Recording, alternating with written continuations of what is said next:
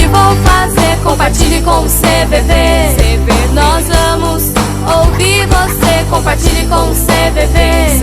E agora, o que vou fazer? Compartilhe com o CVV. Nós vamos ouvir você. Compartilhe com o CVV. E agora, o que vou fazer? Compartilhe com o CVV. Esse não é um tutorial de maquiagem. Eu não vou te ensinar técnicas de sombreamento, nem como afinar o nariz com a make. Mas por favor, continue assistindo. Você sabe o que é autocuidado? Não, não é cuidar da pele ou do cabelo. Aliás, é isso também, mas não é só isso. Autocuidado é cuidar de si como um todo, mente, corpo e alma. Agora eu quero te perguntar, quanto de autocuidado você tem aplicado em sua vida? Ficou em dúvida? Então deixa eu te dar algumas dicas. Sua mente tem um poder enorme sobre tudo o que você faz. Cuide bem dela. Cubra-se de bons pensamentos sobre si e sobre as outras pessoas. Preste atenção se você não está focando mais no passado ou no futuro e deixando de lado de viver o seu presente. Corrija seus pensamentos negativos. Quando você se enche de negatividade, você só vai atrair coisas ruins. Já reparou que quando você vê uma notícia triste na TV logo pela manhã e você foca muito nisso, durante todo o dia você só vai ver mais coisas ruins? Corrija o hábito de ver o copo meio vazio. Procure sempre ver o lado bom das coisas. Corrija seus pensamentos e você verá seus sentimentos se transformarem e, consequentemente, suas ações. Para um bom acabamento, cele bem esses hábitos mentais. Faça deles parte de uma rotina saudável. Isso leva tempo, fique tranquilo. Não é do dia para a noite. A constância dessas práticas farão você ter uma vida muito mais leve. Coloque mais cor em sua vida. Tente coisas novas. Mexa-se. Talvez algumas atividades sejam mais difíceis para você, mas não deixe que isso te pare. Quanto mais colorida a vida, melhor. E lembre-se, nós somos seres duais. Todos temos luz e sombra. E é preciso cuidar também do lado que às vezes você não gosta muito em você. Suas imperfeições fazem parte de quem você é. Tenha carinho e cuidado com elas. Cada detalhe em você te faz ser um ser único e especial. Cuide bem do seu olhar. Não permita que o hábito suje seus olhos. Não permita que sua visão se gaste ao ponto de te tornar indiferente às belezas do seu dia a dia.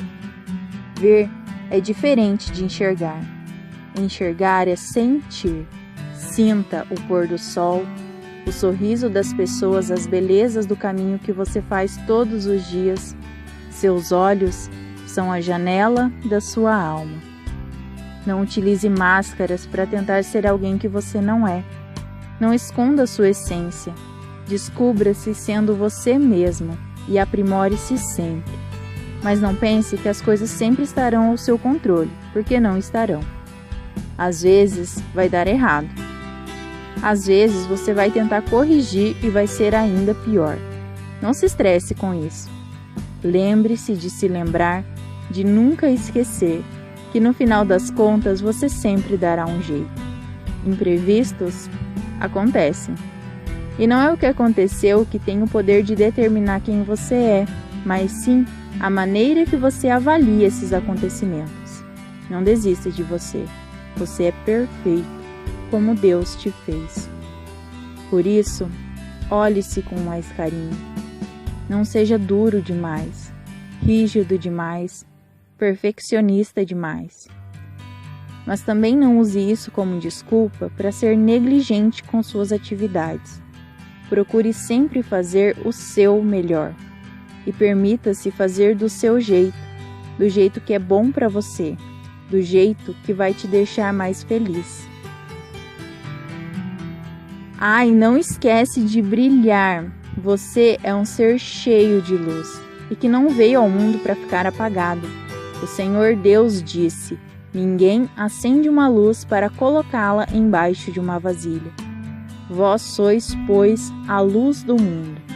Assim, deixei a vossa luz resplandecer, Você tem luz própria. Encha-se dessa luz. Permita que ela tome conta do seu ser, mas não a retenha para si. Sentir orgulho de quem somos faz a nossa luz brilhar. Permita que ela brilhe, que ela ilumine o seu caminho. Quem tem luz própria não teme a escuridão. Use os seus lábios para trazer mensagens positivas. Não perca o seu tempo amaldiçoando o mundo. Seja um multiplicador de coisas boas. E por fim, seja grato por tudo que você é. Repita esse tutorial todos os dias e veja o seu caminho se tornar muito mais leve. É fundamental amar a pessoa que vai estar junto de você durante toda a jornada. E essa pessoa é você mesmo. Você passa e vai passar 100% do seu tempo com você mesmo. Então, pratique o autocuidado.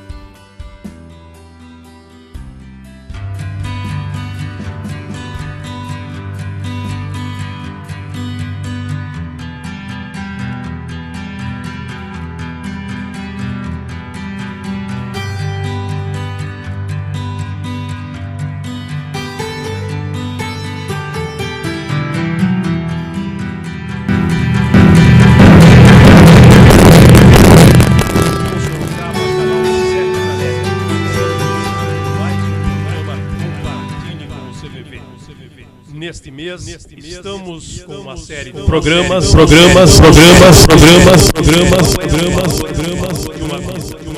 Estamos recebendo no programa de hoje a professora doutora Maria Matilde de Mello Espósito.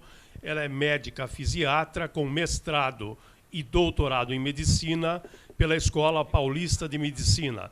É também coordenadora de reabilitação do Hospital Regional de Sorocaba, doutor Adib Jatene Domingues. Bem-vinda, doutora Matilde. Boa noite, muito obrigada pelo convite. Também está conosco o nosso companheiro de tantas vezes, Alcebildes Alvarenga. Ele é coordenador de divulgação do CVV Sorocaba, também é plantonista do CVV em Sorocaba e do chat. Doutora Matilde, algum comentário sobre o vídeo que nós acabamos de assistir, sobre o aspecto da médica fisiatra? Bom, o vídeo tem tudo a ver comigo, né? Com a fisiatria. A fisiatria é a especialidade médica que cuida da função, devolver função, potencializar função. E essa menina, amputada bilateral de membro superior, se maquiando, usando os pés, é um exemplo máximo de função, né? De substituição de função e de aproveitamento de função residual. Algum comentário? Carol Varenga. Eu achei...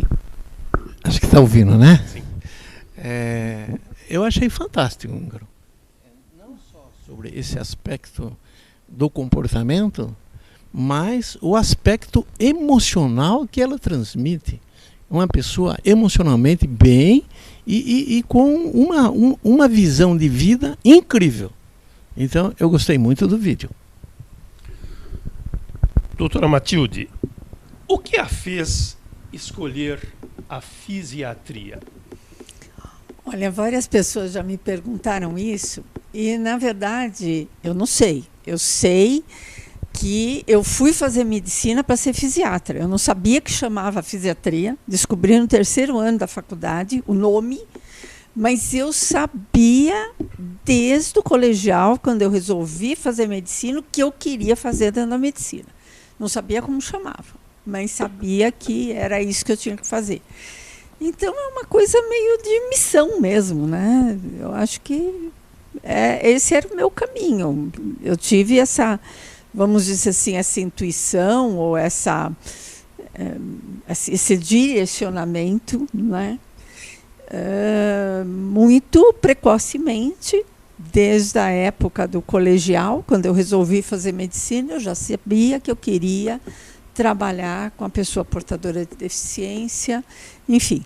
e me direcionei dentro da faculdade desde o início para isso. Para vocês terem uma ideia, no 3º ano da faculdade eu já estagiava como voluntária na Associação da Criança Defeituosa em São Paulo. Se a missão valeu a pena. Ah, com certeza, com certeza.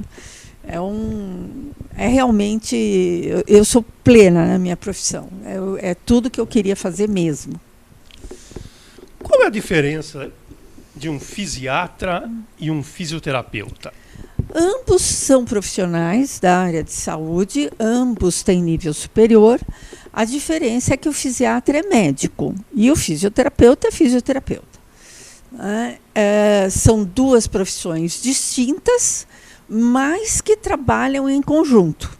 Sempre, tanto o fisiatra como o fisioterapeuta trabalham em equipe multiprofissional.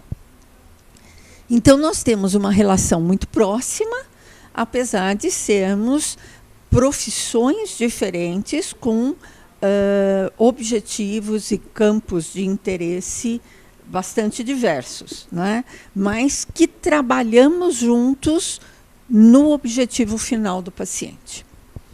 Isso em relação ao fisioterapeuta. E o fisiatra, ele também tem interação com outros profissionais da medicina?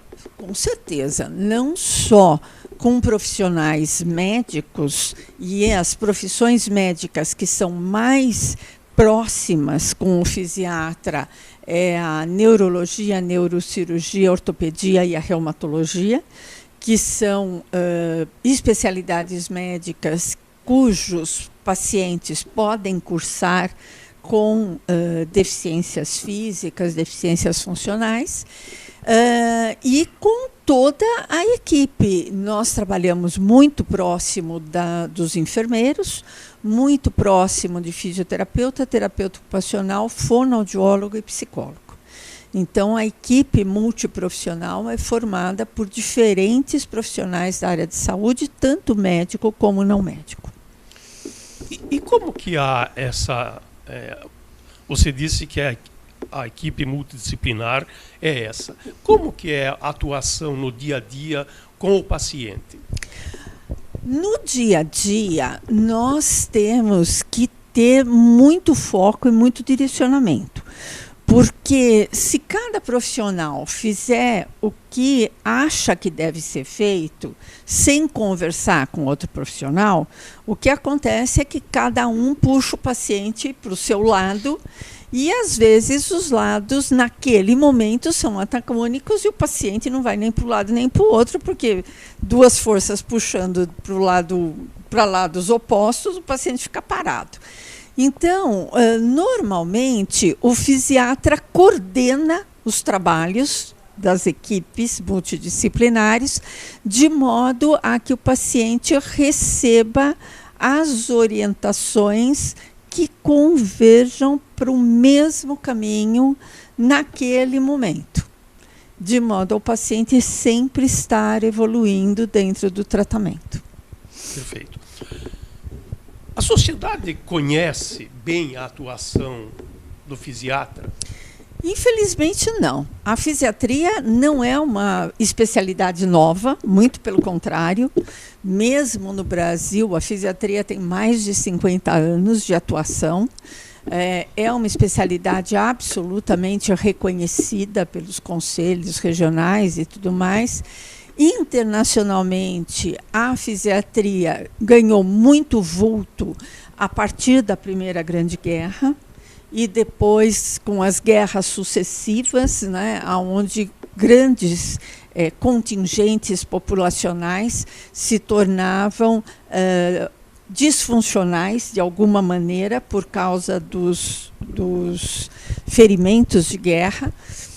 E a fisiatria começou a tomar muito vulto, primeiro com feridos de guerra e depois atuando sobre diferentes patologias no sentido da potencialização funcional e agora, mais recentemente, também sobre a terceira idade, porque nós temos um contingente muito grande de pessoas que estão envelhecendo e precisam envelhecer com qualidade de vida, né? Com boa mobilidade, com boa funcionalidade. Então, a atuação do fisiatra vem crescendo muito. Nós temos cursos regulares de residência médica em fisiatria no país.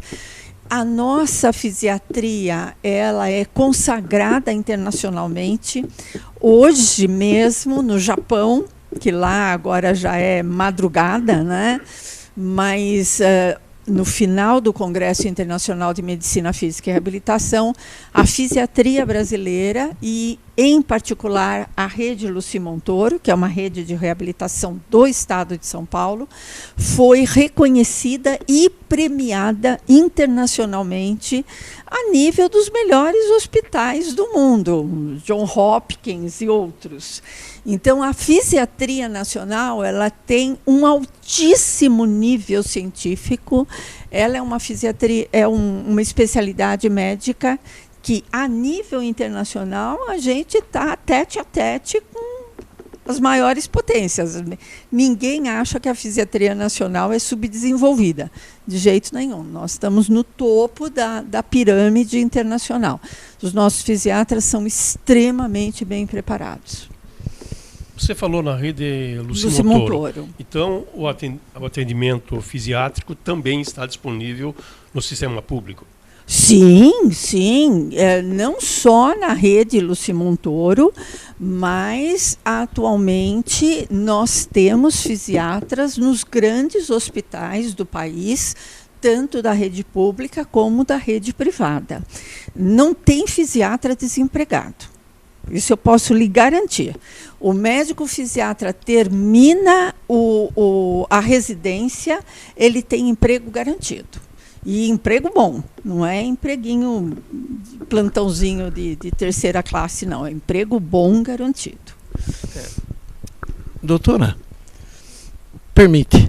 Claro. Ok, você que manda, hein? Assim, eu faço parte de um grupo de terceira idade, um grupo de caminhada, né? A gente costuma caminhar aqui embaixo no Campolim. Uhum. E também eu participo eu faço pilates 2 vezes por semana. Sim. E uma das coisas que eu tenho observado, eu como pessoa que está lá, que está vivenciando isso daí, é que além da satisfação física que eu tenho quando eu pratico isso, por estar junto com outras pessoas, conversando, dialogando, brincando, eu me sinto bem melhor, entendeu? Seguramente. Em relação à minha personal também, eu vou lá, talvez porque eu falei demais, mas ela acaba criando esta oportunidade e eu falo bastante e sinto a mesma condição. Existe alguma relação, alguma conexão entre a parte física ou fisiológica e o bem-estar emocional? Seguramente que sim. Isso já está provado cientificamente. Quando nós nos exercitamos, quando nós fazemos atividade física, há liberação de endorfinas cerebrais que vão atuar nas áreas de satisfação, de prazer, e vai melhorar muito a nossa qualidade de vida, sem contar os aspectos físicos propriamente dito. Porque a pessoa que se exercita regularmente, ela controla melhor sua pressão arterial, ela controla melhor seu diabetes, ela controla melhor o seu colesterol alto, ela controla melhor as suas degenerações articulares, né? Então, sem dúvida nenhuma, faz a diferença da água para o vinho. Quem se exercita, quem sai de casa, quem procura a convivência de outras pessoas da mesma idade ou de um grupo onde ele se sinta acolhido, né? Um grupo de acolhimento, faz toda a diferença daquela pessoa que fica trancada dentro de casa, olhando para o relógio e achando que o dia não passa, né? Faz toda a diferença. Compartilhe com o CVV, canal 7 da NET, TV Com Sorocaba. Estamos recebendo hoje a médica fisiatra, doutora Maria Matilde de Melo Espósito. Vamos a um rápido intervalo e voltamos em seguida com o nosso programa.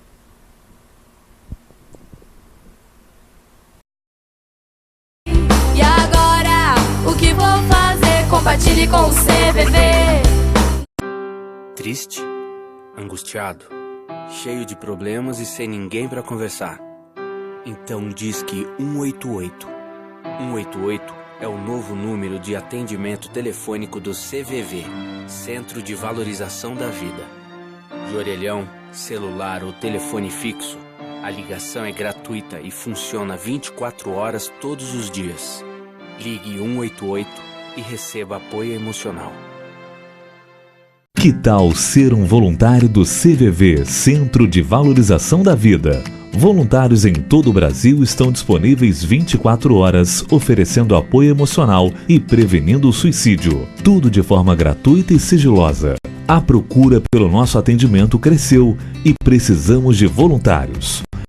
Acesse cvv.org.br e faça parte. Doe tempo e atenção para quem precisa conversar. Seja voluntário do CVV. E agora, o que vou fazer? Compartilhe com o CVV.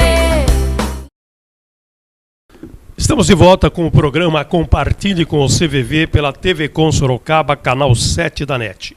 Estamos falando hoje sobre o tema Qual é o valor de uma vida?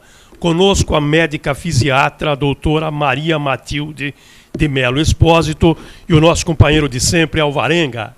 Ele é coordenador de divulgação do CVV Sorocaba e plantonista no chat e também no telefone. Temos um vídeo, vamos assistir a mais um vídeo. Qual é o valor de uma vida? Pergunta difícil de responder, não é? Eu vou tentar responder em poucos segundos.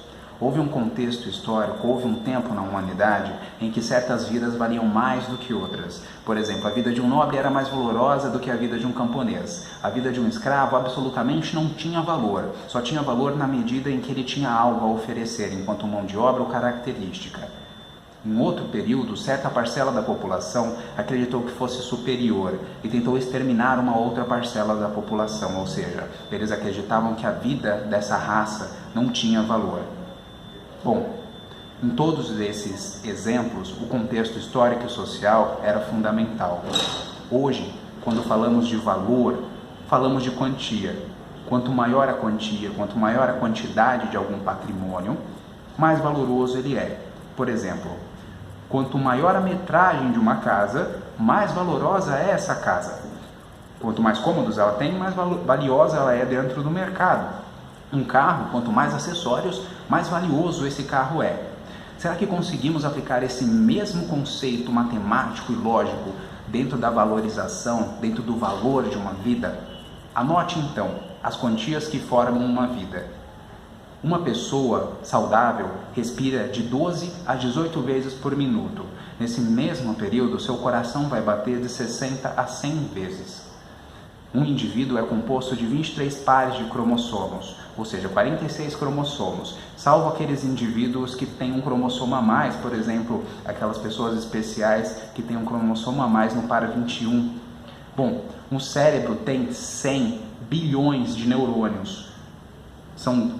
Cada neurônio é ligado a outros 10 mil, ou seja, são 100 trilhões de sinapses acontecendo dentro do seu cérebro. O teu corpo tem 10 trilhões de células, que são compostas, cada uma delas, por cerca de 20 mil genes. Está anotando?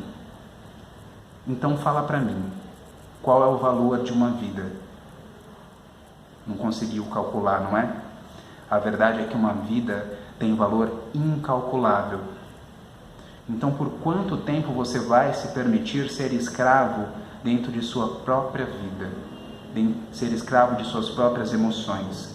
Seja o mestre, o senhor de seu próprio campo experiencial. Perceba que você batalhará sim, haverá batalhas a serem travadas, mas que só existe uma guerra que vale a pena ser travada, e é aquela que te faz conceber que a sua vida tem um valor imensurável e ela é inestimável. E agora, o que vou fazer? Compartilhe com o CVV.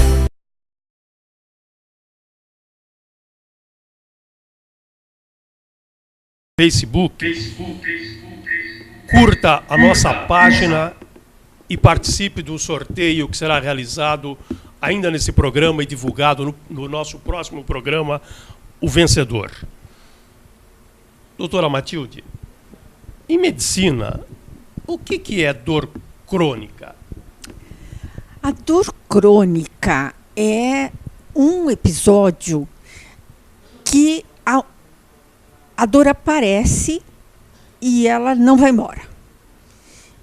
E ela se cronifica pelo tempo que ela está presente. Isto faz com que sinapses cerebrais comecem a reverberar esse circuito de dor. E aí nós temos alterações reais de neurotransmissores, cujo tratamento vai ser completamente diferente do tratamento da dor aguda. Então, dor crônica é uma das áreas que o fisiatra atua, e atua muito, no sentido de devolver à pessoa uma situação aonde essa dor possa ser pelo menos controlada ou suportável e menos forte, mais suave possível. Existem vários tipos de tratamento que nós abordamos para a dor crônica, que também podem ter diferentes etiologias.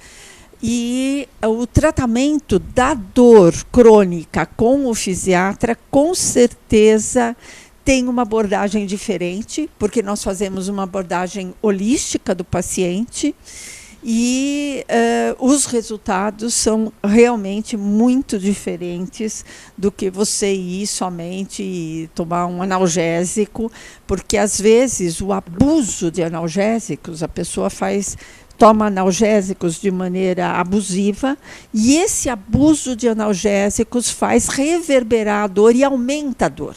A partir de um determinado momento, o analgésico, em vez de fazer analgesia, ele aumenta a dor. Então, é preciso abordar a dor crônica sobre outros pontos de vista que não somente dar analgésico para a pessoa. E existem diferentes abordagens e o fisiatra é normalmente especialista em tratar dor crônica. Para o nosso telespectador, a dor crônica, quando que eu devo me imaginar que estou com uma dor crônica? 1 mês, 10 dias? Não, a dor não é normal. Se você tem mais do que 3 dias de dor por mês, você já tem que procurar um médico. E se você tem mais do que 10, 15 dias de dor por mês, já é considerada dor crônica. Então, dor é um sintoma, como febre. Né? Você tem febre, você sabe que você está com uma infecção, provavelmente bacteriana ou viral. A dor é um sintoma que algo está fora do centro, algo está errado e tem que ser visto. A gente subestima muito, às vezes as pessoas até se vangloriam, né? Eu aguento muito a dor. Não deve aguentar a dor, porque às vezes você está mascarando e deixando de tratar alguma coisa que pode se tornar muito grave no futuro porque você não tratou precocemente. Doutora, uma pergunta. Eu já tenho ouvido, né? As pessoas conversam. Aliás, é a nossa especialidade, né? Ouvir, conversar. E tem pessoas que têm, às vezes, uma postura assim, ela diz, algo assim, eu já me acostumei com a dor. Você percebe? Sim, eu gostaria, sim. E isso eu percebo que traz uma angústia, uma depressão muito grande para ela. Seguramente. Como que a doutora vê isso? Seguramente. A dor, como a própria palavra A diz... gente não se acostuma com a dor. Não, ninguém se acostuma com a dor. Você sofre com a dor. E o sofrimento continuado vai levar a uma série de consequências, né? E aí a gente começa rodando a roda para o ciclo vicioso, né? Dor, depressão, depressão, dor. E nós temos que rodar para o ciclo virtuoso, né? Menos depressão, menos dor, mais felicidade, menos depressão, menos dor, mais felicidade. Então a gente tem que rodar ao contrário essa roda. Não se deve, estou acostumado com a minha dor. Não, isso não é normal. Normal é você estar bem, estar sem dor, estar feliz, estar ativo, estar funcionalmente bem.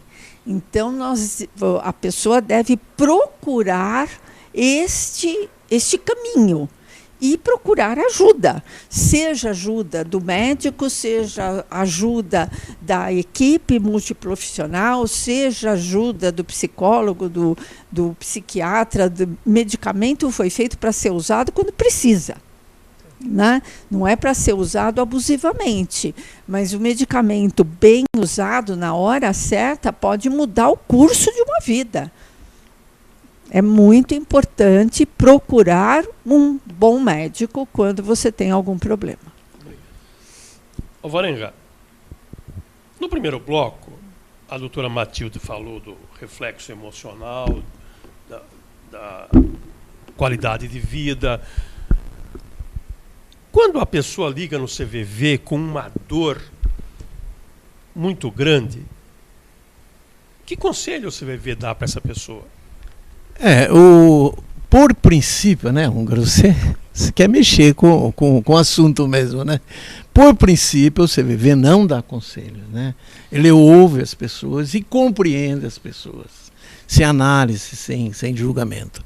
Mas voltando à dor, doutora, a gente costuma receber ligações dessa natureza.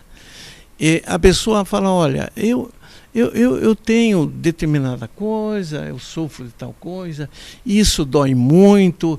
E o que é interessante, que em cima disso, exatamente que você disse, se estabelece aquele círculo, entendeu? E por conta disso eu fico muito triste. E o que é quase que derruba a água, hein? E é assim, ele acaba complementando que ele diz que por conta disso ele perde a motivação para a vida. E isso, às vezes, ele até procura uma saída para essa dor, para esse sofrimento, porque o suicídio não é um ato assim racional pensado. Ele é resultado do sofrimento. E isso pode levá-lo a tirar a própria vida. Com certeza. E existem diferentes... quando a gente fala de dor, né, amplamente, existem diferentes dores, né? Tem a dor física, a dor do corpo, que a gente trata, e tem a dor da alma também, né? Almas doloridas, almas doentes, né? E que nós vamos, o fisiatra, na formação do fisiatra, o fisiatra é uma das especialidades médicas que tem a maior formação humanística. Então, nós convivemos com a dor, porque nós tratamos de pacientes que têm limitações ou adquiriram limitações importantes, né? Uma criança que nasce com paralisia cerebral, por exemplo, no seio de uma família onde se esperava o bebê dourado dos sonhos, né? Uma criança que adquire uma doença na infância, né? e essa doença vai se perpetuar por toda a vida. Um jovem que tem um acidente de moto, estava na flor da idade e, de repente, se vê paraplégico, tetraplégico, né? Então, é um sofrimento muito grande, não só da pessoa que está portadora da deficiência física ou da disfunção, seja ela temporária ou permanente, mas tem um envolvimento familiar muito grande. Então, às vezes, o fisiatra ele se depara com a dor familiar. Eu já tive oportunidade de seguir uma família aonde o pai, em um determinado momento, se desequilibrou. Era o pai de uma criança com paralisia cerebral. Ele foi para casa, matou a criança, matou a mãe e se matou. Quer dizer, um pico de desequilíbrio completo dentro da família, mas causou uma catástrofe fantástica, né? Então, e tem pacientes que nem que eles quisessem se matar, eles não conseguem, porque a incapacidade é tão grande, quer dizer, não mexe braço, não mexe perna, nada, que eles nem que quisessem se matar, não conseguiriam. E tem vários filmes, Hollywood está cheio de filmes falando dessas situações, né, onde a deficiência física, a falta de funcionalidade, cursa com uma alteração emocional muito forte e as suas consequências, né? A gente tem relações de filmes que discutem essa relação, né? E é muito interessante. Então, por causa disso, o fisiatra ele tem na sua formação esta formação humanística e ele tem que ter, a gente fala que entre os médicos, né, por exemplo, um ortopedista, o perfil de um ortopedista, ele nunca seria um dermatologista e vice-versa, porque são perfis muito diferentes dentro da mesma especialidade. O perfil do fisiatra é, sem dúvida nenhuma, o perfil que tem a maior carga humanitária e a maior carga de interação com o paciente. A nossa relação médico-paciente, às vezes, é uma relação de uma vida. Eu já fui em baile de 15 anos de criança que eu atendi quando nasceu com paralisia cerebral. Eu já fui em festa de casamento de paciente meu. Eu já fui em velório de familiares de paciente meu. Então, é uma relação de uma vida. É diferente. Hoje em dia, a medicina está muito setorizada, né? Você tem o ortopedista que trata só de pé, só de joelho, só de quadril, né? Ele entende tudo, mas só de pé. O fisiatra não pode fazer isso. O fisiatra ele é um clínico que potencializa a função, mas ele tem uma relação humanística não só com a família, mas com a equipe, porque essa inter-relação emocional afeta familiares e equipe. Para vocês terem uma ideia, a síndrome do burnout, que é uma síndrome caracterizada pelo esgotamento emocional do profissional, ela acontece em intensivistas, socorristas e médicos fisiatras. Por quê? Porque a gente convive o tempo todo com a desgraça, a infelicidade, a morte, a perda, né? Então, talvez seja o médico que mais convive com a perda durante longos períodos. Essa referência que você fez da variedade de filmes eles retratam a realidade ou é apenas uma peça de ficção? Não, a maioria deles tem grandes cunhos de verdade dentro.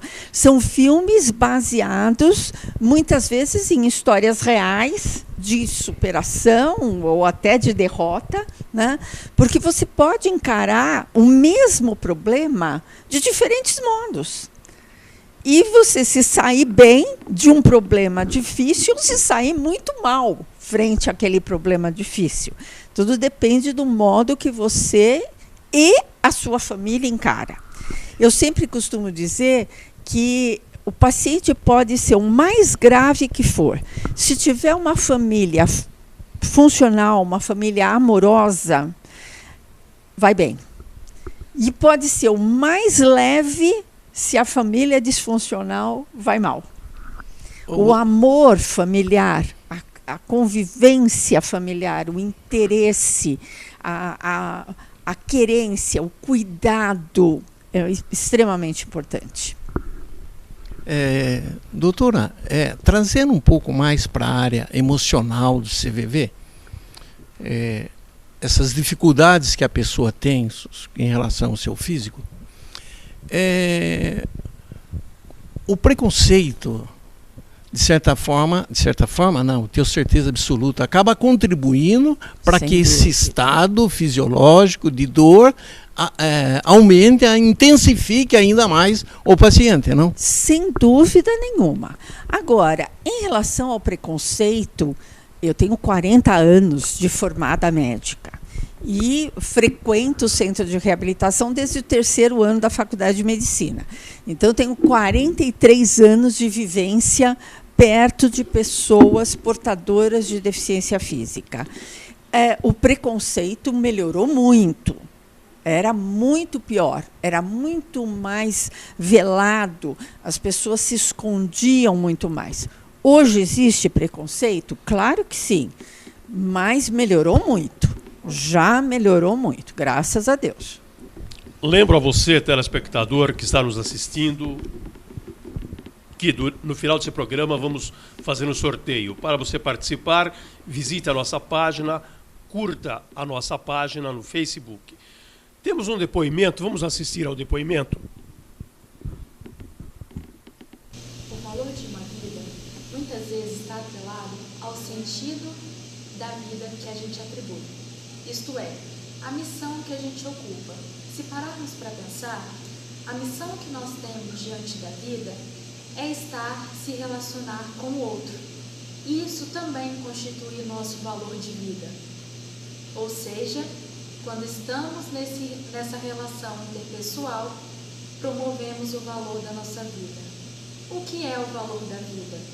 É estar atento à missão que nós ocupamos para a transformação, seja esta uma transformação de si mesmo ou do ambiente. Afinal, atribuir valor é dar o verdadeiro significado ao nosso pertencimento da existência humana.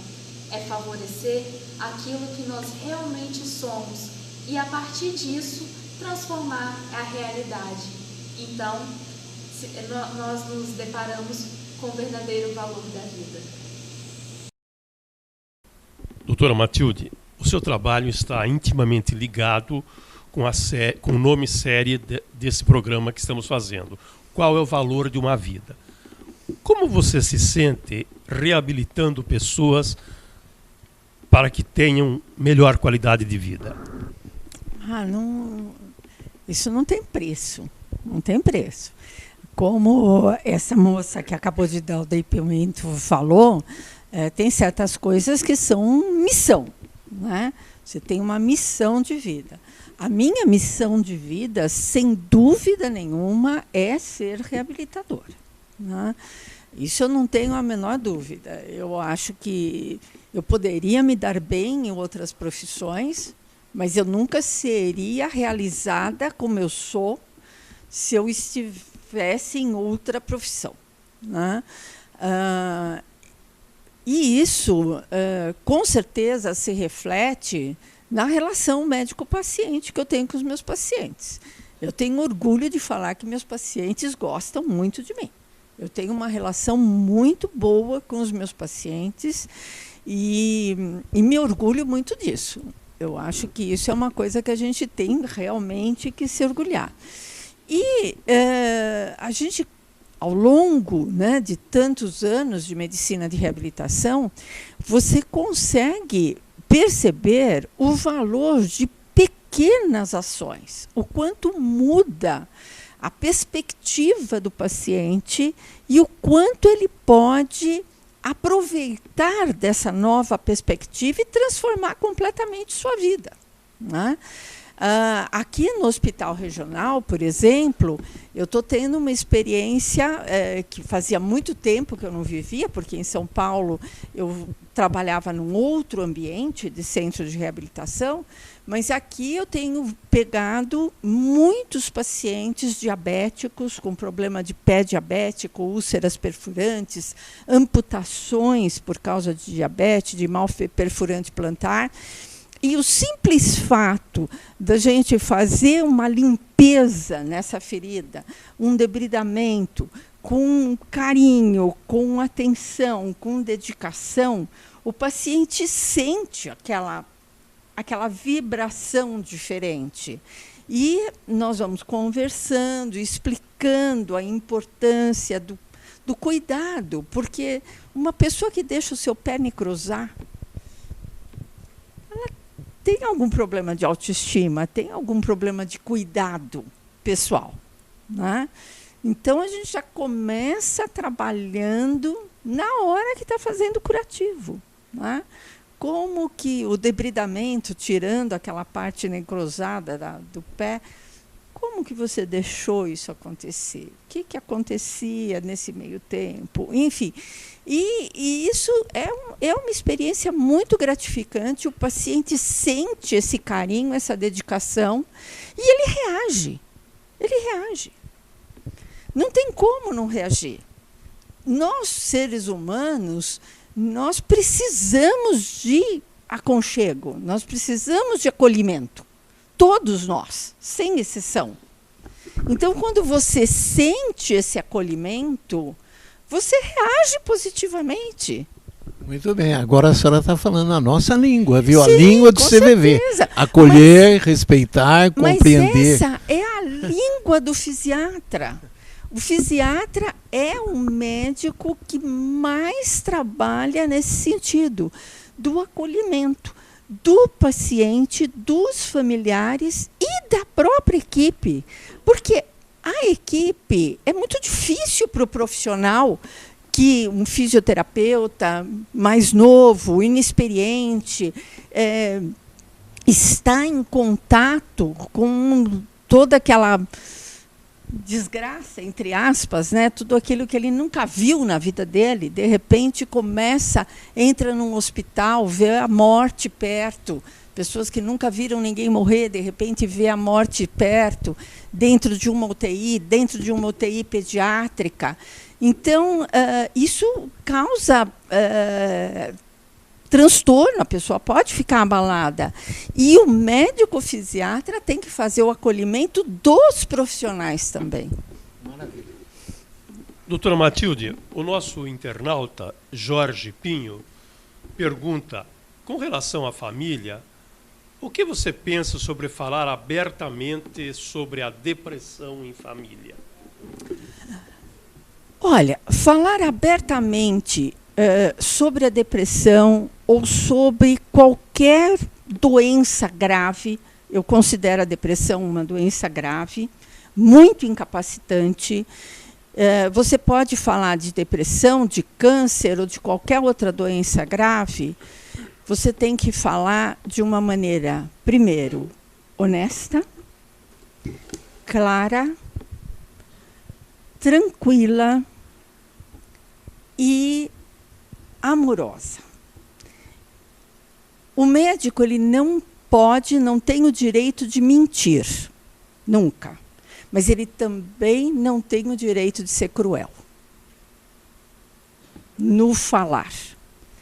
Então, tem jeitos e jeitos de falar.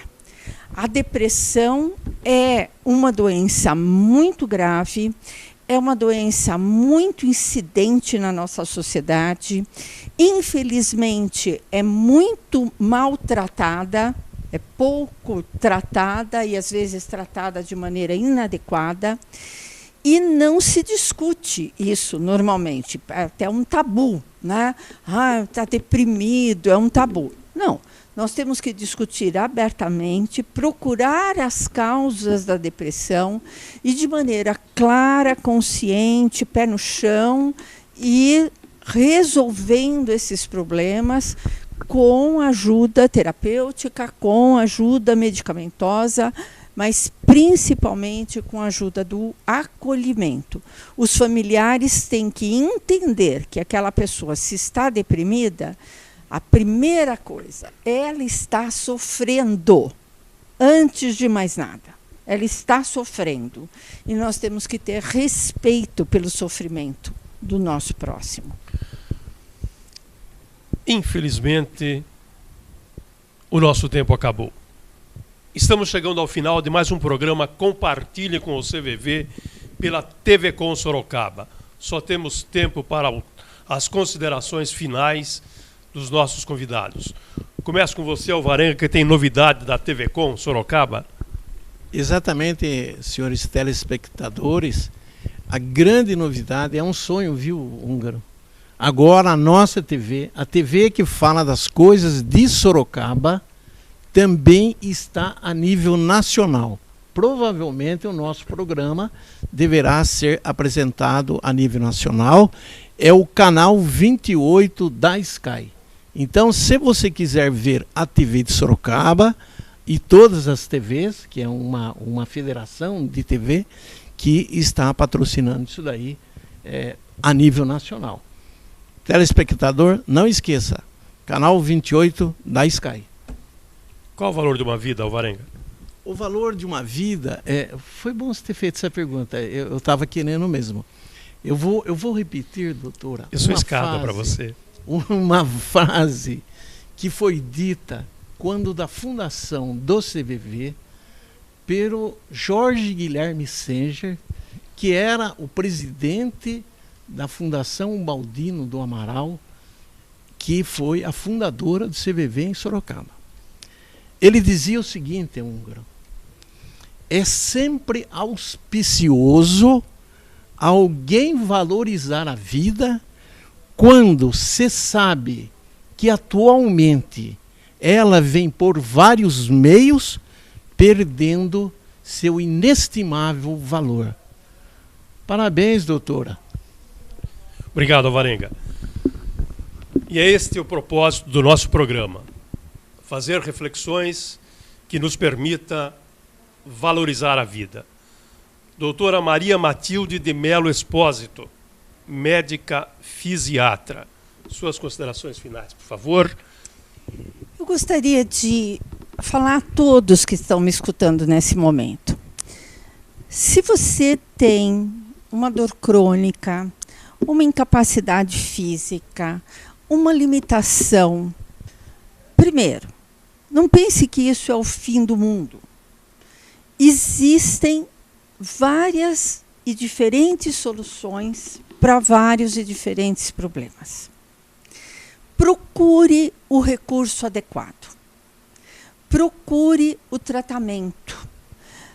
Não se deprima por causa de esse ou daquele problema. A vida é muito importante, é muito preciosa. E existem, sim, profissionais que se dedicam durante toda a sua vida a valorizar a vida. Então, procure, se você não conhece a atuação do médico fisiatra, procure saber. Existem vários sites, redes sociais e tudo mais. E, em casos de incapacidade, de falta de funcionalidade, em casos de dor crônica, o fisiatra é o cara. Obrigado mais uma vez. Imagina. O prazer foi meu. Por estar aqui. Tenho certeza que, a exemplo de mim, o telespectador está com gosto de quero mais. Você que está nos assistindo pelo canal 7 da NET, o Compartilhe com o CVV, deve estar pensando, qual é o valor de uma vida? Entre na nossa página no Facebook e faça o seu comentário. Sugira pautas para os nossos programas. Continue assistindo o Compartilhe com o CVV, toda quinta-feira, 18h30, canal 7 da NET. E também agora, Alvarenga, canal 28. Canal 28 da Sky. Canal 28 da Sky. Muito obrigado pela sua audiência e o convido para que novamente na semana que vem, neste mesmo horário, esteja conosco para mais um programa Compartilhe com o CVV. Até lá. E agora, o que vou fazer? Compartilhe com o CVV. Nós vamos ouvir você. Compartilhe com o CVV. E agora, o que vou fazer? Compartilhe com o CVV. Nós vamos ouvir você. Compartilhe com o CVV. E agora, o que vou fazer? Compartilhe com o CVV.